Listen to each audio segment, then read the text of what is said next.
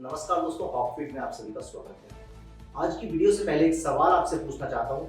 सवाल सुने, कमेंट में अपनी राय जरूर लिखें और इस वीडियो को पूरा अंत तक देखें, नहीं तो बात आपको समझ में नहीं आएगी। और बात इसमें पूरे हिंदुत्व के, पूरे देश के 135 करोड़ भारतीयों के भी भविष्य की बात है।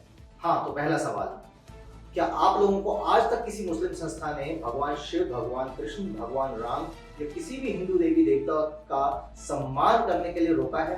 या किसी ने आज तक आपको कहा है कि अगर आप ये कहो कि जो भगवान शिव के शिवलिंग पर वजू करे या भगवान शिव के शिवलिंग का मजाक उड़ाए, उसको तोड़े, उसको खंडित करे, आप उसका सर तन से जुदा ना करो, ऐसा किसी ने आपको बोला है? तो आप यदि कुछ नहीं कर रहे हैं तो उसके लिए आप जिम्मेदार हैं, कोई और नहीं। फिलहाल बात करते हैं आज की वीडियो की।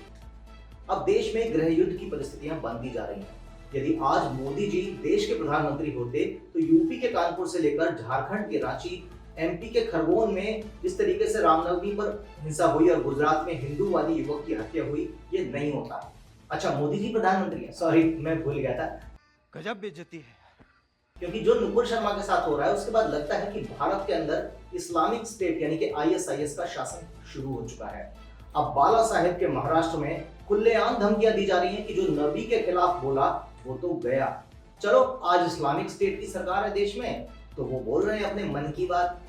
पर जब सच में विष्णुगुप्ता वाली हिंदू सेना की सरकार देश में होगी, तब किसी बाप के दीने में इतनी हिम्मत नहीं होगी कि किसी हिंदू की बेटी का पुतला जलाना तो बहुत दूर की बात है, चू करके भी दिखा देना। तब अब पैगंबर मोहम्मद को लेकर नुपुर शर्मा के कथित बयान को लेकर देश में मचे सियासी बवाल के बीच इस्लामिक कट्टरपंथी लगातार उनको हत्या की धमकियां दे रहे हैं। इसी क्रम में सोशल मीडिया पर एक वीडियो वायरल हो रहा है जिसमें इस्लामिक विद्वान मोहम्मद हामिद इंजीनियर एक प्रेस कॉन्फ्रेंस करके खुलेआम हत्या की धमकियां दे रहा है। उनमें दम है तो कह रहे हैं, आपके माई बाप हिंदू संगठन तो दंगों के विरोध में हनुमान चालीसा का भजन करके खुद का ही सीना ठोकते हैं और कहते हैं कि हम भी किसी से कम नहीं।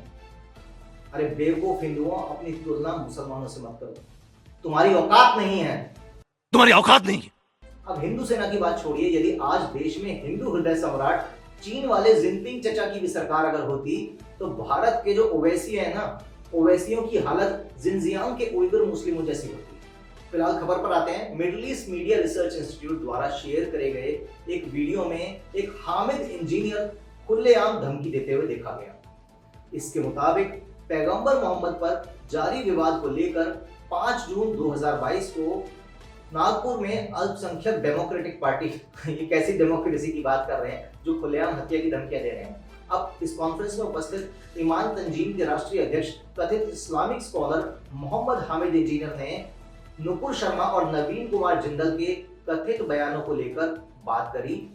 नुपुर शर्मा और नवीन जिंदल पर बात करते हुए हामिद इंजीनियर ने बीजेपी से निलंबित दोनों नेताओं को खुलेआम मंच से हत्या तक की धमकी दे डाली।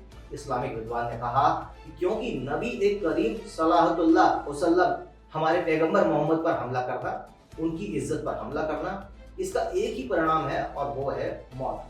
तुम्हें कोई नहीं बचा सकता। तुम तो सुसाइड नोट पर हस्ताक्षर कर रहे हो, ऐसा कर। कमलेश तिवारी 5 साल बाद मर चुका है। तुम ये ना समझो कि आज मामला हल हो गया तो कल तुम्हें छोड़ दिया जाएगा। उस तार को मत छेड़ो। अब गौरतलब है कि साल 2019 में हिंदू महासभा के नेता कमलेश तिवारी की बर्बरता से इस्लामिक कट्टरपंथियों ने गला रेतकर हत्या कर दी। उल्लेखनीय ये है कि बीते दिनों एक टीवी डिबेट के दौरान नुपुर शर्मा ने कथित तौर पर इस्लाम में पवित्र माने जाने वाले पैगंबर मोहम्मद को लेकर बयान दिया था। उनके इस बयान की क्लिप को ऑल्ट न्यूज वाले जुबेर ने वायरल करके इस्लामिक कट्टरपंथियों को उकसाया और इसके बाद से एक तरह से नुपुर शर्मा की हत्या को लेकर फतवे और इनामों की बारिश सी होने लगी।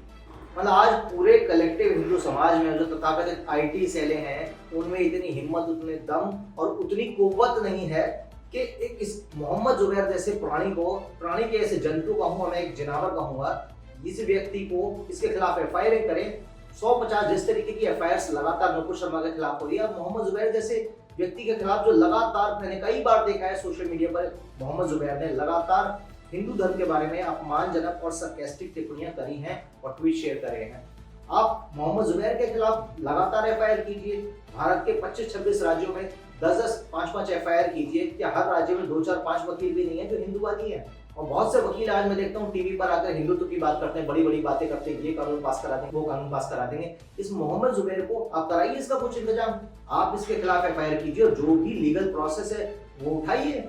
हम सर तन से जुदा करने की बात नहीं करते, पर कम से कम यदि कानून की कलम अगर हिंदुओं के हाथ में है तो कम से कम मोहम्मद जुबैर जैसे और जो तमाम ऐसे लोग हैं, चाहे सबा नकवी हो या कोई भी वैसे बहुत से लोग हैं जो कि लगातार हिंदू धर्म के बारे में एक कथानक रच रहे हैं, ऐसे लोगों पर सख्त कार्रवाई करने की आवश्यकता है। और मैं समझता हूं कि हिंदू आईटी सेल और तमाम इस तरीके के मैंने सोशल मीडिया पर हैंडल्स देखे हैं जो क्लेम करते हैं, अब चाहे संघ की आईटी सेल की बात करें, ऐसे तमाम संगठनों को एक एक्शन लेना चाहिए ऐसे लोगों के खिलाफ जो लगातार हिंदू धर्म के खिलाफ अपमानजनक टिप्पणियां कर रहे हैं और हिंदू कार्यकर्ताओं को उनकी जान को खतरे में डालने का कार्य कर रहे हैं। अगर आप लोगों को मेरी बात समझ में आ रही है तो हमारे चैनल को तुरंत सब्सक्राइब करें, कमेंट में अपनी राय जरूर लिखें।